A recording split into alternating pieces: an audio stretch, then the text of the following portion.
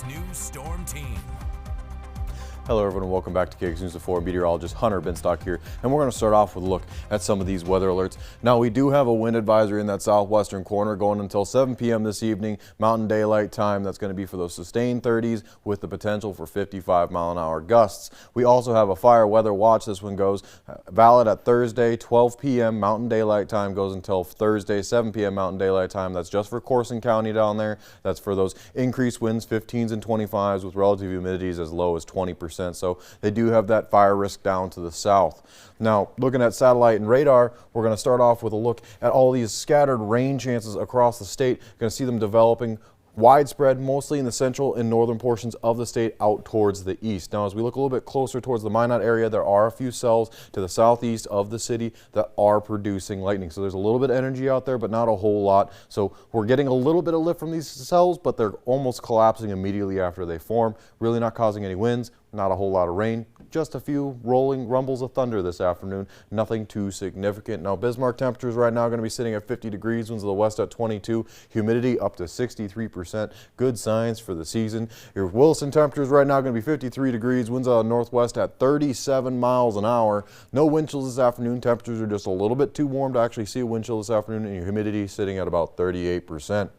Temperature across the rest of the state going to be in those 50s and 40s for a majority of the state. However, that southwestern corner down towards Beach, Dickinson, Bowman, and Hettinger, a little bit cooler, getting into those mid to upper 30s overall. We have 54 for Watford City, 51 up in Minot, 52 for Linton, and 53 for our friends down in Wishick. So overall, a warmer afternoon for the folks out towards the east, and that southwest corner just staying a little bit colder. They saw the effects from that cold front working its way through the state first.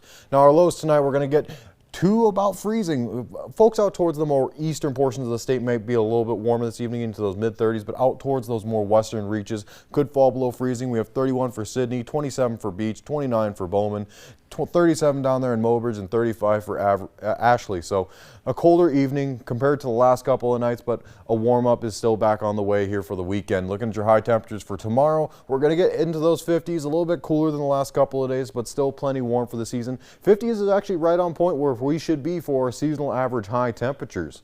Now, looking at our wind speed and direction, we're primarily out of that northwestern corner, anywhere from 15 to 25 miles an hour, with a couple of them out there in that very far northwestern portion in the eastern portions of Montana. 28 for Wolf Point, 29 in Plentywood, so just a little bit stronger out there, but overall got that 15 to 25 mile an hour range for much of the state this afternoon. Your wind chill report brought by Comfort Plumbing Heating.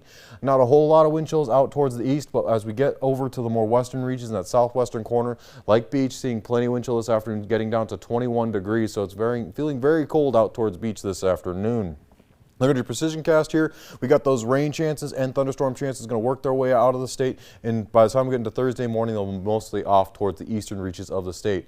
They'll persist a little bit for Thursday afternoon, but by the time we get to Friday, we see plenty of clearing. We're going to maybe see some of those clouds stuck across the northern tier of the state, a little bit more clear towards the south, but we're still going to see plenty of sunshine on Friday. Friday's looking like a beautiful day.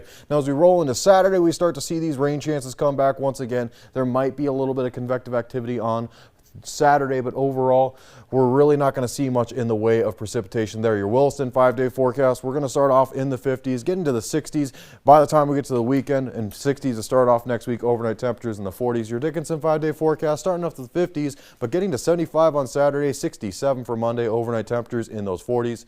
Your Minot 7-day forecast going to start off in the 50s for the first day, 60s on Friday, and then 70s and 60s through the weekend, and then 50s by the time we get to the middle of next week.